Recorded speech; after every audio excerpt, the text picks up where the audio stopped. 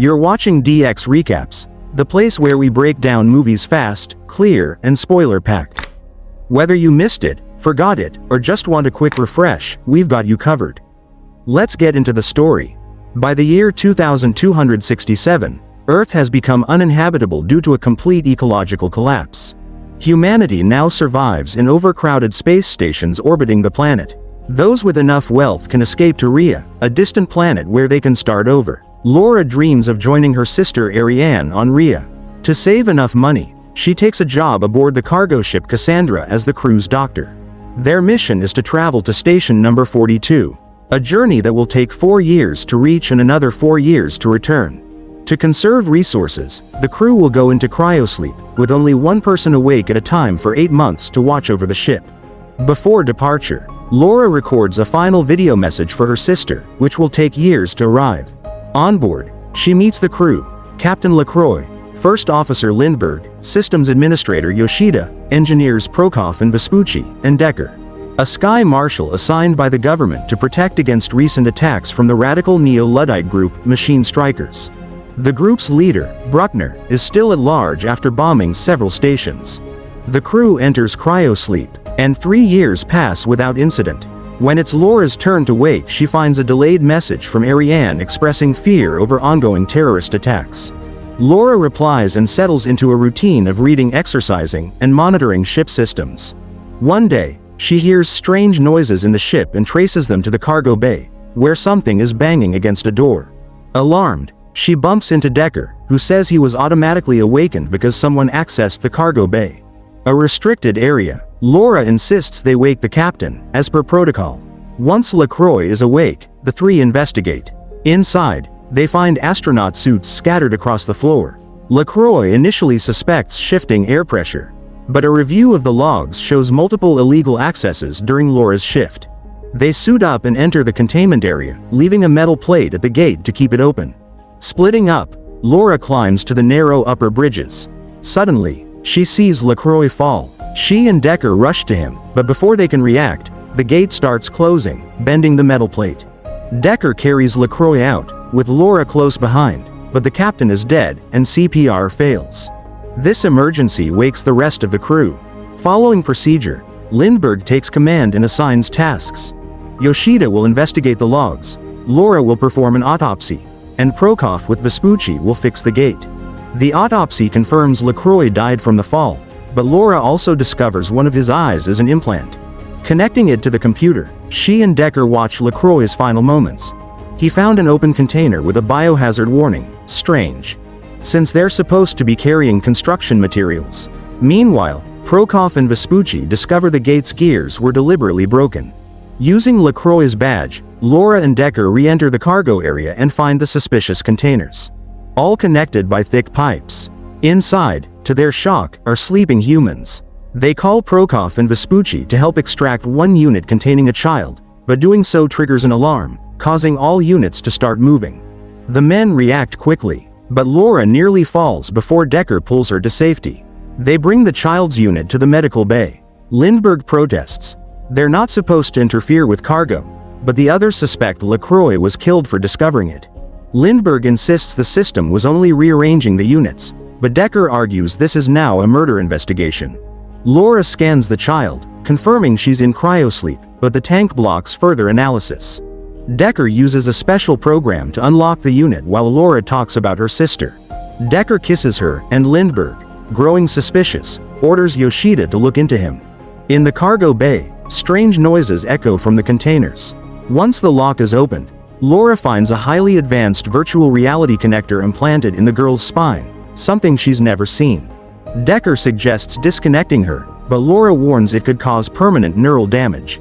They agree to keep this secret for now. Laura sends another message to Ariane, frustrated by the communication delays. Meanwhile, Yoshida tries to access Decker's file but is locked out. Strangely, Laura receives a reply from Ariane almost immediately. Confused, she confronts Decker about his secrets and skills with the cargo units, but he avoids answering, kissing her again instead. They become intimate. Hours later, Lindbergh gathers everyone. Yoshida discovered someone tampered with the cryo chamber logs. Decker had been woken repeatedly, but claims it's part of his duties. Lindbergh accuses him of killing LaCroix and orders his arrest. A fight breaks out, and Yoshida with Vespucci overpower him. Injured, Decker is taken to the medical bay at Laura's insistence to prevent blood contamination. While tending to his wound, Decker drops a bombshell. They aren't heading to station number 42 at all. The ship's real destination is Rhea. Shortly afterward, Decker is placed back into cryosleep. In private, Laura asks Yoshida to secretly check the ship's real destination. Yoshida confirms that they are not heading to station number 42. Since flight coordinates can't be changed after departure, this means the destination was planned from the start. When Laura mentions how quickly her messages have been arriving at Rhea, Yoshida points out that Lindbergh must be lying to them. Because as captain, she would know the real coordinates.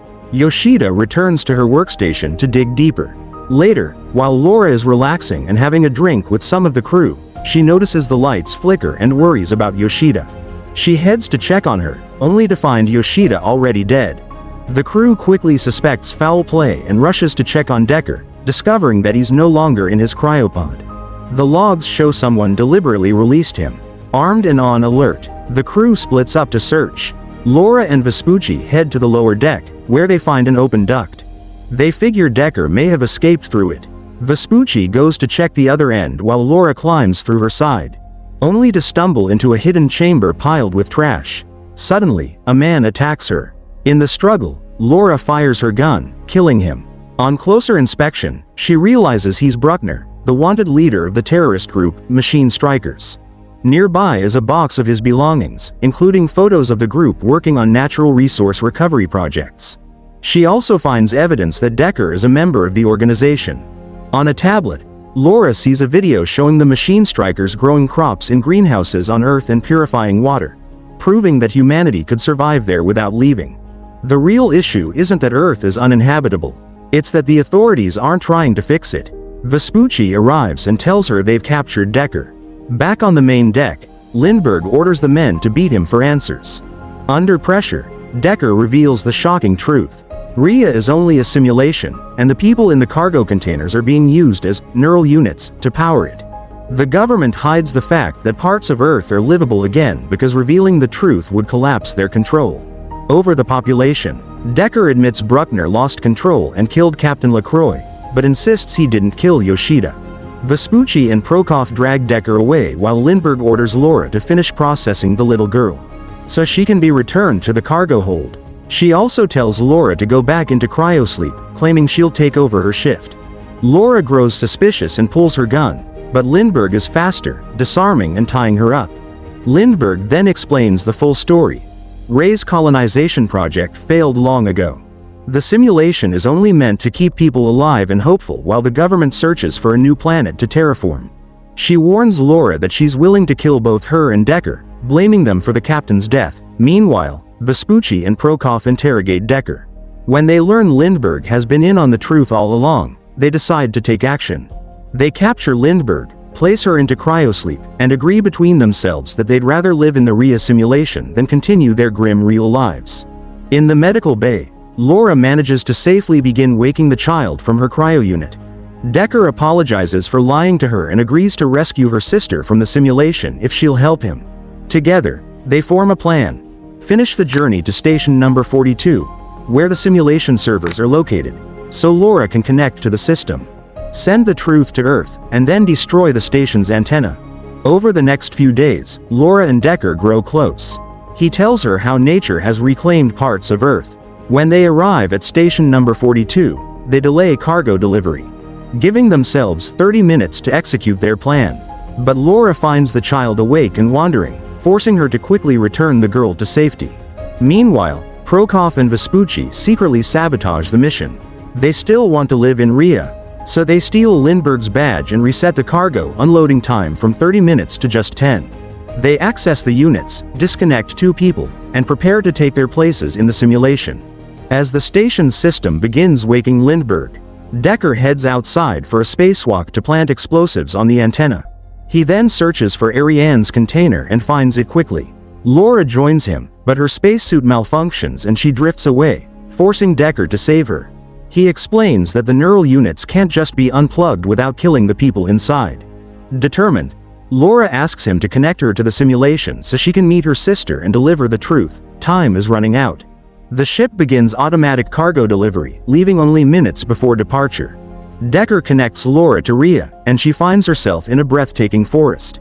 She locates her sister Ariane in a cozy home, surrounded by her children, and breaks down in tears, knowing she's about to destroy their peaceful illusion.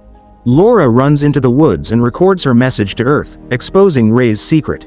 She finishes just as Decker wakes her with bad news. Her jetpack's power cell is broken, so he's given her his, meaning she can return to the ship, but he cannot. She refuses to leave him, but Decker reminds her she must protect the girl, the only living proof of the truth. Suddenly, the ship's thrusters fire, pushing them away from the station. Using the momentum, Decker releases his grip, drifting into space while Laura flies back to the ship. Grieving but determined, Laura makes it inside just before the antenna explodes. As the ship sets its autopilot for the return trip, she searches for the girl but encounters Lindbergh, newly awakened. The two women fight fiercely until Lindbergh smashes a gas tank. Laura uses the burst to push Lindbergh into an airlock and trap her inside. When the outer door opens, Lindbergh is ejected into space. Laura finally finds the girl calmly eating a meal. The two settle into a routine for the long journey home, while Laura's message reaches stations across Earth, revealing the truth about Rhea. And that's a wrap on today's recap. If you enjoyed the ride, don't forget to like, subscribe, and hit that bell so you never miss a plot twist. Got a movie you want recapped? Drop it in the comments below. This is DX Recaps. See you in the next one.